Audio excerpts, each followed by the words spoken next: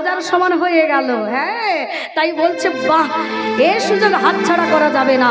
তাই সবাই 10টা গ্রামের লোভে কি করেছে গো, সেই নীলগিরি পর্বতের দিকে চলেছে।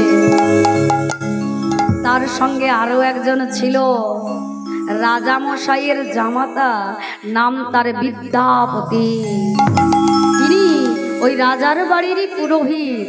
তিনি কি করলেন, মনের আনন্দে কথা শ্রবণ করে চিন্তা করছেন, আহাগো, রাজা তো স্বপ্নে দেখেছে ভগবানকে, আর আমি যদি সেই ভগবানকে সচক্ষে দর্শন করতে পারতাম তাহলে আমার মানব জনমটা ধন্য হতো।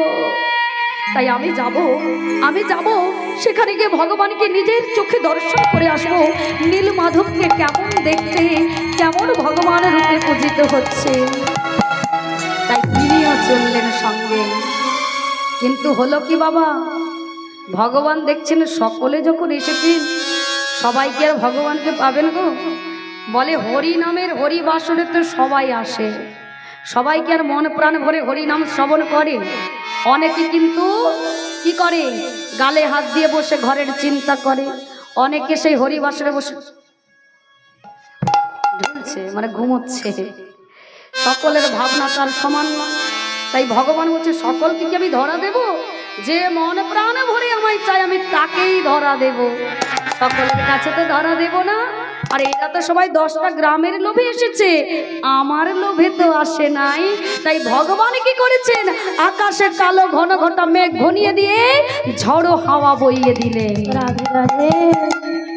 এমন ঝড় হচ্ছে মামা, জঙ্গলের মধ্যে তারা প্রবেশ করেছে, একটা গাছ দুমদুম করে পড়ে যাচ্ছে। সেই গাছগুলো পড়া দেখে সকলে ভয়ে থর থর করে কাঁপছেন। ওরে বাবা, বাঁচলে তবে না 5টা গ্রাম 10টা গ্রামের অধিকারী হব? হ্যাঁ চাচা, আপনা প্রাণটা আগে বাঁচা, দরকার নেই বাবা 10টা গ্রাম। রাজা ইন্দ্রদ্যুম্নের সান্নিধ্যে থেকেই প্রাণটা বাঁচিয়ে নেব, এখানে থাকা চলবে না। একটা গাছ যদি মাথায় পড়ে সেখানেই শেষ।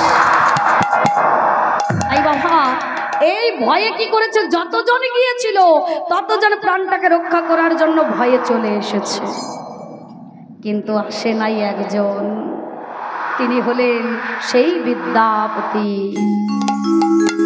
ওই ঝড়ো হাওয়াতে, ঘূর্ণি ঝড়ে পথটাকে হারিয়ে ফেললেন, তবুও ফিরে এলেন না নিজেও ভ্রমণে। তিনি নয়ন জলে বুক ভাসিয়ে কাঁদছেন, ওগো প্রভু, আমি কি তাহলে ভগবানের দর্শন পাবো না?